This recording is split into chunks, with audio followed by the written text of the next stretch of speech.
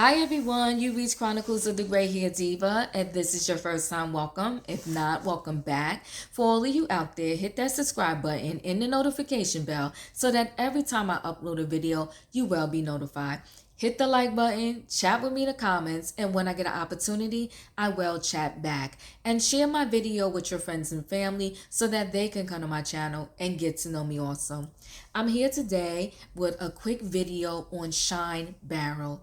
Who is Shyne Barrow? Shyne Barrow was an artist for Bad Boy Entertainment under Puffy, and most people know him for back in 2000, I want to say it was, in a Times Square, New York City nightclub.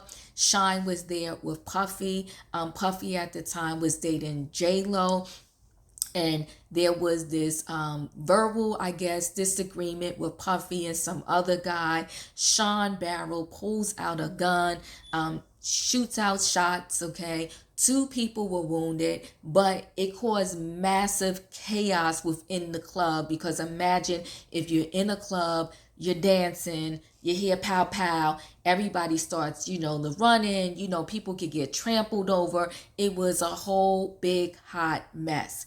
So Puffy was on trial for this. Another one of the associates or whatever was on trial for this, and Shyne Barrow was in went to trial for this also. So a lot of people at that time, because Shyne was the only one that got convicted and sentenced to jail at the time, and his sentencing for many seemed very harsh because he was sentenced to 10 years in prison for his part in this whole incident. But in the meantime, Puffy got off, and so did the other guy. And Puffy vowed at that time that he would stand by Shyne. They're gonna appeal this, and he's praying for him, and felt like Shyne got railroaded, and even the amount of time he was sentenced to was extreme. Okay, I didn't hear much after that sentencing on how Puffy helped him or didn't help him, and with the pills or whatever else, perhaps happened with his case. So that's just a little background story with that, okay? And I will say this, at the time, Shyne did admit in trial that, he pulled out this gun. He didn't, implicate Puffy or anyone else. He took sole responsibility at the time before his sentencing. He held his lawyer's hand. He said the Lord's Prayer. He asked the court for leniency, and they slapped him with 10 years in prison. So that's just to give you a little background story. So Shyne was on the Tamron Hall show today, and Tamron Hall, I love watching talk shows, okay? She's one that I frequently watch. Definitely watch Wendy, even though she's on hiatus right now. And I've been watching talk shows since the beginning of time. That's the way I like to kind of decompress. Everybody has their thing they do to decompress, to, just relax throughout the day. I love to watch my talk shows. I love to read. I love to listen to music. And, I love to get my exercise in. Those are some of the things that I like to do to kind of decompress. So Tamron Hall is one of those shows where, I don't mean this in like a harsh way, but she's on a different level. Or at least I thought she was in my eyes. Wendy Williams is Wendy Williams. She's known for the messiness. She's known for doing kind of like gutter low things. So if something messy happens on Wendy's show, I'm not shocked, because I'm used to it, right? Because that's who Wendy is. But Tamron Hall today, if you watched the interview, let me know your thoughts. I thought she was so darn messy with Shyne. I was actually a little shocked. Actually, I was extremely shocked. I had to sit up in my bed because I was just relaxing while I was watching it. I had to sit up in my bed and was like, really, is this what she doing? And so we'll get into it. So Tamron Hall had Shyne Barrow on her show today. And actually, Shyne has changed his name. His name is, I want to say, Moses Micheal Levi Barrow now. So while he was in prison, he took up a different religion. He started to practice the Jewish religion, okay? So that's what the name change is about. So he took up a religion.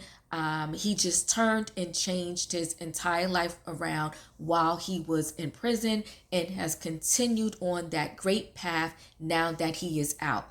Another piece to his story is because he was not a United States citizen, he was born in Belize and came to the U.S. as a child. When he got out of prison, I believe he served 8 of the 10 years. When he got out, he got deported back to Belize. And, the prison system is a whole nother situation and thing that we can talk about, which really needs to be revamped because if you commit a crime in the United States and you are not a United States citizen, you have they can deport you back to wherever you came from, but they deport you back. And whether you have a support system, in that place they deport you back to or not, they could care less. It's like, you know what, you're out, bye, you committed the crime, this is your business, your life, and they drop you off somewhere and that's it. And it's like you're setting the person up to fail. But we won't go down that wicked path. Luckily for him, his father, I believe he was or he still is the prime minister of Belize. So when he got deported back to Belize, Shyne, he did have a support system. And when you come out of jail, when you have some type of tragedy in your life, okay, or you have some type of situation where you go through a little something, your support system can be the thing that either makes or breaks you. So he had a support system in Belize, and Shyne has went from prison to politics. And he is, if you didn't get an opportunity to see this interview, you need to watch it. It's not a long segment, but he is the prime example of how you can have something tragic happen in your life and you can turn your whole life around and just be something different and do better. He's an example of how to be humble. He's an example of what forgiveness looks like. Just through the screen, I felt it. What an amazing man. I think of that with his Salt and Pepper song, with a man, with a man, with a mighty good man. Like, he is just an amazing man, and you felt it through the screen. So Tamara was being messy because she kept trying to take him back to that night in Times Square in the nightclub where the incident happened. So, and where the messiness comes in is because he redirected her in a very nice way the first time she asked him the question. She wouldn't let it go. Matter of fact, she kind of cut him off in some of his conversation, and she tried to take him back to that night again. He redirected her again. And for the third time, this woman tried to take this man back to that night again, and he redirected her again. And I'm like, Tamara, this is not even you. Like, you don't do messy. You're classy. Okay, fine. As an interviewer, you have to ask the questions that the audience want to know. But if he redirected you 3 times, I mean, what are you trying to do? So let's get into the interview. He brought her a class act. Okay, he brought her a gift from Belize. Okay, because he is a politician now, and so he was also promoting us. Going to visit Belize. Getting into the culture. He said the water is clean, the culture is beautiful, the people are nice. So I thought that was great. Like, he was promoting, his country. And I got to tell my girlfriend, we got to go now. I want to go there. And he thanked Tamron for allowing him to come on her show and be on her show. So she did ask him, like, pretty much, like, she said, I know you and Puffy reconnected, how do you feel about that? And so pretty much he said, listen, that night doesn't define me, okay? He said, I'm nobody's victim. Because she did ask him, a lot of people felt that he was covering for Puffy, that he took the hit for Puffy, and, they thought it was messed up. Puffy, I will say this, a lot of fans, a lot of people in the industry, feels that Puffy has a lot of blood on his hands, okay? That Puffy, a lot of people went down for Puffy. But that's a whole nother story in and of itself. But what Shyne said and how he responded to it was, he said, I'm nobody's victim. He said, that time, that night at the nightclub, it's a bliss in my life. It's a moment in my life.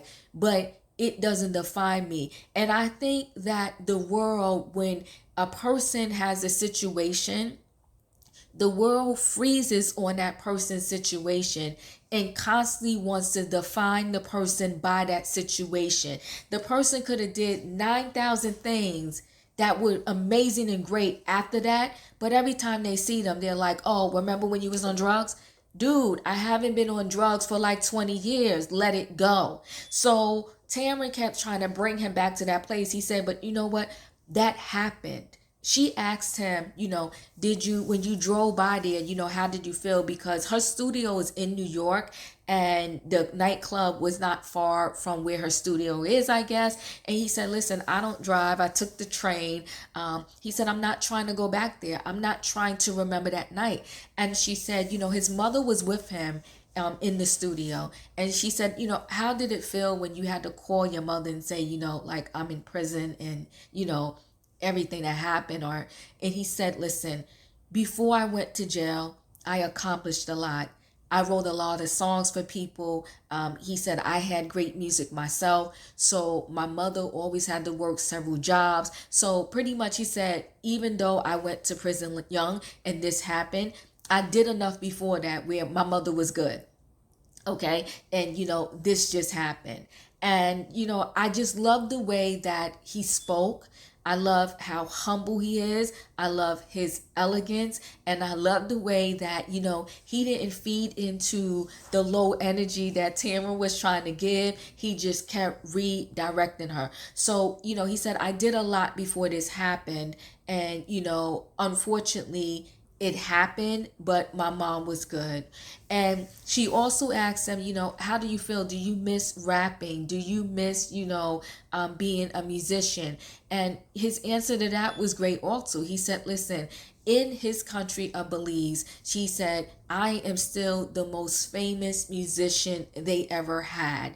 And he said, in addition to that, everything that I do now as a politician, the way that I have to connect with the people when I speak to them, my early days of being this rapper, this musician is, what allows me to be successful as a politician. So this man he's amazing. I fell in love with him, and he was able to navigate and redirect Tamron with her messiness. I'm trying to see what else I want to tell you here. Oh, he said, listen, I'm nobody's victim. So, I don't know where this thing came up in the world where it's like, there's this saying like, oh, snitches get stitches. I'm going to be down. Like, I'm not going to tell on my people. I'm going to take the hit.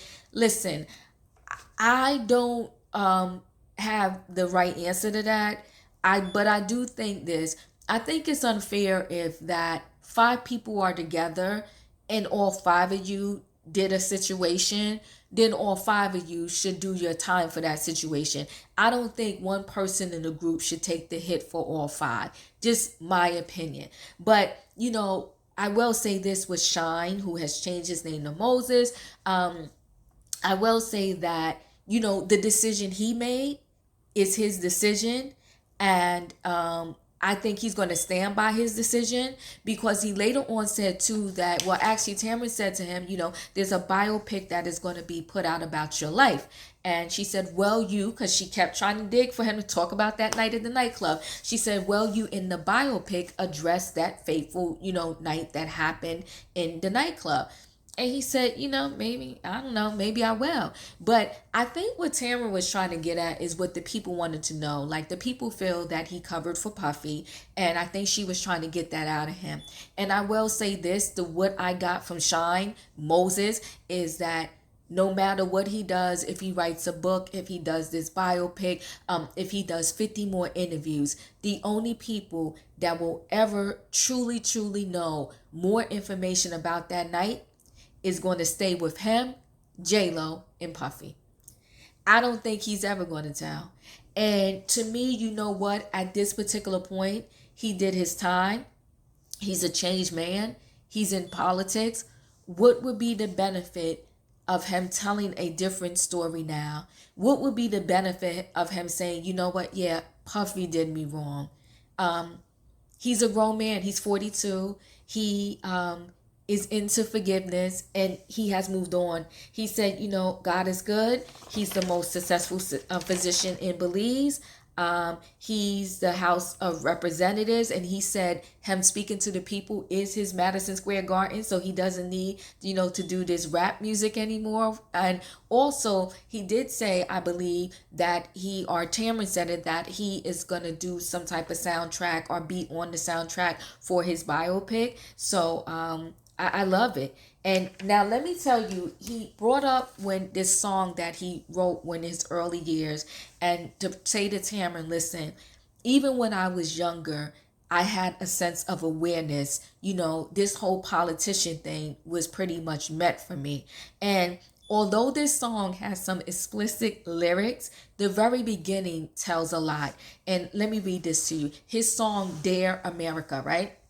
It says, Dear America, I'm only what you made me. Young, black, and effing crazy. Please save me. Okay. He said, I'm dying inside. Can't you see it in my eyes? I'm hopeless, fearless on the outside. And then, the rest gets a little more explicit. And, that right there is just, it says a lot. And it's like there are some people that, yes, the environment that to me is set up for failure is the reason why they are who they are. But then people want to look at them like, well, why are they like that? Why are they, acting crazy? Why are they doing XYZ? And in short, the reason why I say that, there are some communities where you can find in the one town about maybe 5 to 6 liquor stores. And then you go to another town and you may not only even be able to find one liquor store. You'll go to another town and you'll find within that town, within probably walking distance, maybe 5 to 6 different fast food restaurants. You'll go to another town, and before you run into your next fast food restaurant, it's maybe at least 10, 20 blocks. All of that is a different setup that changes the experience that the people in the certain area will have. Okay, when you lace people with sugary foods and access to these sugary foods and access to this alcohol, yes, it changes the experience that they have, and it changes their life.